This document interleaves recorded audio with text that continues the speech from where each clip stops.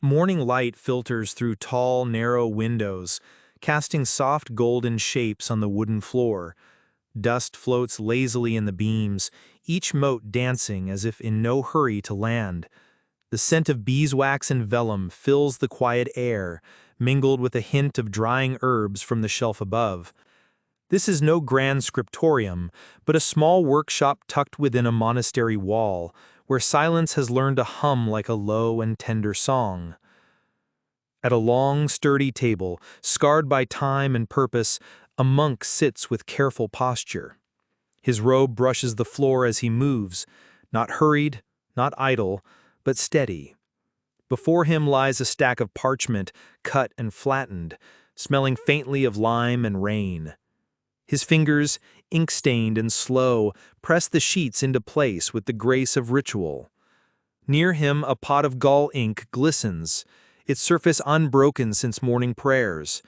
Nearby, wooden tools, a bone folder, an owl, a spool of linen thread, wait patiently in their own small silence. There is no rush, for time in this room stretches wide. Pages are sewn to cords, pulled taut and looped with gentle force. The spine takes shape like a breath held and slowly released. Leather, softened and worn smooth, is measured and pressed with care, its scent rising like a memory of long-forgotten travels. In the corner, an oil lamp flickers, casting soft shadows that stretch and curl over the stones.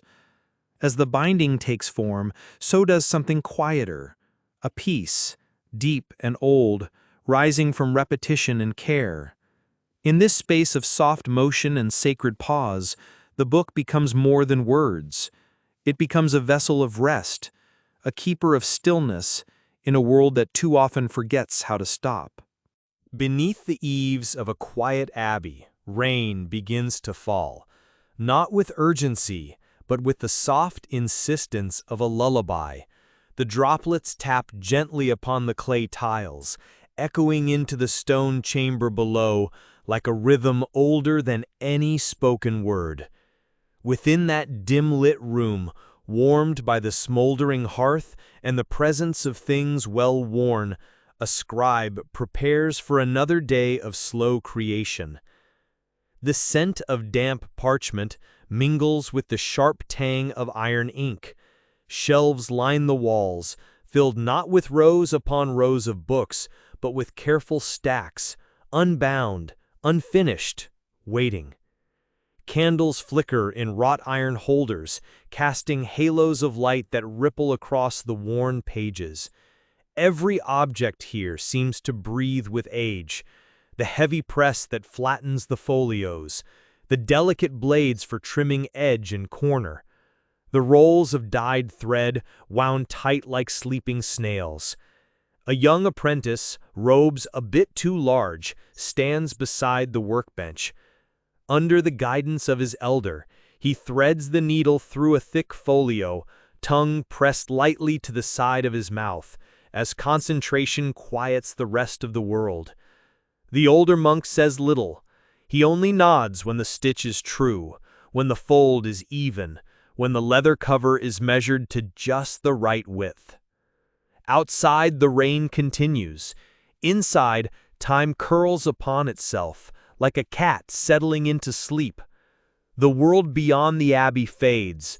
The workshop holds its own rhythm, the soft scrape of the blade, the muted tear of vellum, the whisper of thread pulling through paper. And with each motion, each page aligned and pressed, something ancient stirs, a column not found in stillness alone, but in the quiet intention of hands repeating sacred work. The sun is low, filtered through gauze-like clouds, casting a pale gold upon the cobbled path leading to the binder's shop. Ivy trails along the wall, leaves trembling gently in the morning hush. Inside, the air holds the earthy perfume of leather, oil, and damp wood. The shutters are open just enough to let in the light, soft and dappled, illuminating the narrow room in streaks of warmth. A middle-aged artisan leans over his table, spectacles perched low on his nose, hands wrapped around a newly folded quires of parchment. His gestures are deliberate, with no hint of strain, each fold a motion of respect, each stitch a meditation. The sewing frame before him creaks faintly as thread is drawn tight, linen passing through pierced edges like wind threading tree branches. There is rhythm here, but no repetition. Each book is a singular moment in time. In the corner, a kettle hums softly on a small brazier, releasing a slow steam into the cool room. The scent of chamomile and lavender tea mingles with the musk of calfskin. A cat dozes on a stool near the window, its tail flicking in a lazy loop. All around are signs of patient creation. Bundles of dyed thread, spools of cord, pieces of oak for future covers, and scraps of parchment curling slightly at the corners. The artisan pauses, holds the finished spine in his hands, turning it gently in the light. A line of gold leaf waits to be pressed, catching the shimmer of afternoon. There is no announcement of completion, only a soft exhale and the turning of the next page. Outside, a bell rings somewhere in the village, slow and low. Inside, the work continues, a quiet shaping of time into story. Twilight rests softly on the horizon, its lavender hues seeping into the tall windows of the old workshop. Inside, shadows grow longer across the floor of smoothed stone, tracing their way between shelves and benches, lingering near the foot of a ladder worn silver with use. The final light of day touches the tools with a last whisper, bone folders gleaming faintly, thread spools casting long silhouettes, wooden presses sleeping under canvas cloths. In the stillness, an elderly binder lights a single beeswax candle, its glow barely stirring the room. He moves with reverence, gathering a pile of aged folios, their edges already softened by hand and time. The leather cover lies open nearby, dark, oiled, familiar. His fingers move across the surface as one might stroke the back of an old friend. He lifts a length of silk thread dyed with walnut and begins the careful work of sewing the folios to their cords, each pass through the paper like a breath drawn in and out. The room holds silence, not from emptiness, but from presence. A quiet cat sleeps curled beneath a low stool. A window rattles gently in its frame. Somewhere in the rafters, a dove rustles, then stills again. This workshop is more than a space. It is a rhythm slowed to its most meaningful beat. Each stitch closes the day, each thread binds not only pages, but memory, gesture, and care. The binder does not rush to finish. He does not count hours. Instead, he watches the candle's flame lean slightly, as if listening, as if keeping company with the act of devotion. And as darkness falls, he ties the last knot, smooths the spine, and rests his hands. Outside, the stars begin to emerge, and inside, a single book glows in the quiet, cradled by time. Morning mist clings to the stone steps of the cloister, where vines wind upward as if searching for the slow-moving sun. Inside the script workshop, a hush has already settled, like snow before it touches the ground.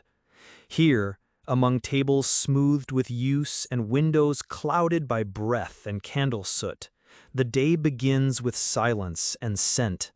Melted wax, leather hide, ink made from oak gall and iron. A young woman with a linen coif tucked neatly beneath her veil prepares her binding frame. Her fingers, calloused but graceful, Test the tautness of the cords before aligning the folios. Freshly copied pages bearing the slow work of days, now ready to be joined into wholeness. She hums a soft tune, half prayer, half memory, as the needle dips and reappears, passing rhythmically through the folds of paper like wind threading through tall grass. Nearby, an older scribe stirs a pot of glue over a quiet flame, its scent sweetened with clove.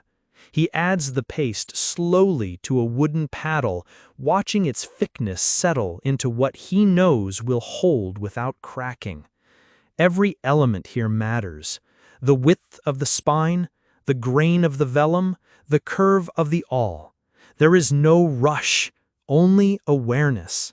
As the book begins to take form, the room fills with a kind of hushed intimacy. Each person works alone, yet together, part of something deeper than the task. It is not only a manuscript they're binding, but the slow breath of a place that remembers how to wait, how to fold care into the folds of time. Outside, a dove coos once, then flies into the gray sky. Inside, parchment meets thread again, and the slow weaving of story and stillness continues. The afternoon light filters through stained glass windows in fractured hues, amber, rose, and sage, casting soft mosaics across the floor of the binder's studio. Dust motes rise and fall in the sunbeams, as though time itself is taking slow, shallow breaths. A warm scent of flax oil, old wood, and faint lavender drifts through the air, wrapped in the gentle crackle of fire from the brazier in the corner. An apprentice leans over his bench, brow furrowed not in frustration, but in deep, quiet focus. Before him lies a book, not yet whole, sheets folded into gatherings, spine barely stitched, corners not yet turned. His master, a gentleman with a voice like silk and hands scarred by years of craft, watches without words, letting the moment unfold. The awl pierces gently. The thread pulls through with soft resistance, rasping just slightly as it meets parchment. The boy's hands are steady, but not yet graceful. They will be, in time. For now, the room holds him like a cradle, allowing mistakes to rest softly and skill to bloom without haste. Nearby, a shelf holds books already bound, some simple, some adorned with fine gold leaf or intricate stamps, all of them resting like sleeping things, ready to be awoken by touch. A jug of water sits beside a plate of plums, half-eaten and forgotten, sweetening the air. The master finally speaks, not to instruct, but to remind, that each stitch is a breath, that binding is not labor, but listening to the shape of paper, the grain of thread, the whisper of pages longing to belong. As the light shifts, the day turns quietly toward evening. The book remains unfinished, but not incomplete. The story, after all, is not just what is written, it is how it is held.